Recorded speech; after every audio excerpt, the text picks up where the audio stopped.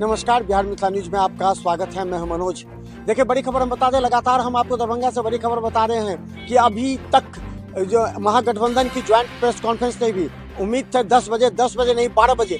अब ये कहा जा रहा है कि जब राघोपुर से नामांकन के बाद तेजस्वी यादव लौटेंगे तब महागठबंधन के नेताओं के साथ बैठकर बातें करेंगे। चले हम दरभंगा के आपको सबसे बड़ी अपडेट बता दें कि दरभंगा में गौरव बोराम और कुशेश्वर स्थान वीआईपी के खाते में चली गई है। वहीं अलीनगर में जो चर्चा थी, अलीनगर से विनोद कुमार मिश्रा राष्ट्रीय जनता दल के प्रत्याशी होंगे।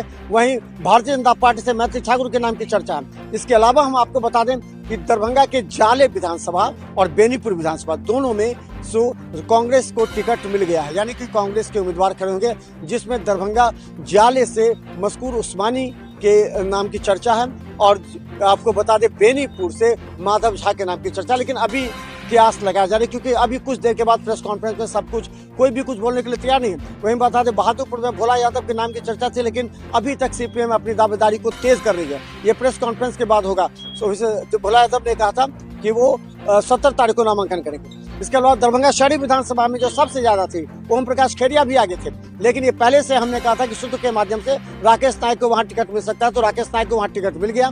राकेश नायक दरभंगा शहरी विधानसभा से चुनाव लड़ेंगे, यह भी तय हो गया। कुछ देर के बाद उन लोगों को सिंबल बांटा जाएगा। अभी तक हाया घाट का मामला पूरी तरह फंसा हुआ है। यह कहें गौरव बोराम से हम बात करें तो गौरव बोराम में मुकेश सहनी किसे टिकट देंगे ये भी अभी तय नहीं है, लेकिन अफजल अली के नाम की चर्चा जोरों पर है।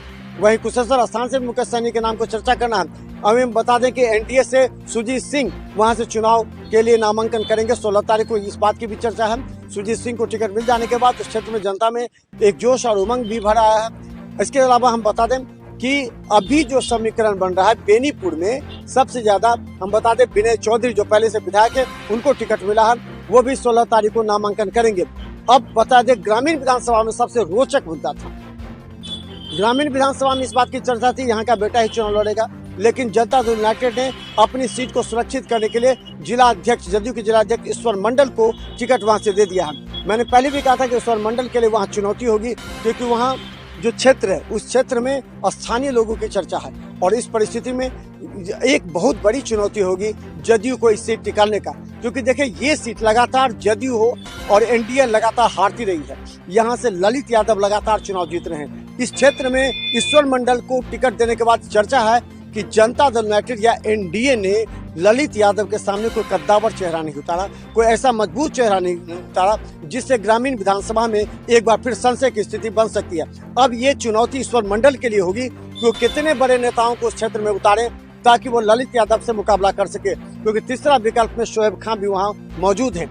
तो लगातार हम आपको हर अपडेट दिखा रहे हैं और बता दें 1 घंटा के बाद यहाँ पर प्रेस कॉन्फ्रेंस होगी। इस प्रेस कॉन्फ्रेंस के जरिए ये बात तय होगा कि महागठबंधन में किसको किसको टिकट मिली है। हालांकि देर रात 16-17 लोगों को टिकट मिली, लेकिन अब कहा जा रहा है कि 1 घंटा के बाद जब तेजस्वी यादव राघोपुर में जब नॉमिनेशन करके वापस लौटेंगे उसके बाद वो टिकट का बंटवारा करेंगे, सिंबल देंगे और उसके बाद ज्वाइंट प्रेस कॉन्फ्रेंस होगी। अभी भी महागठबंधन में 2-3 सीट को लेकर के पेच फंसा हुआ है।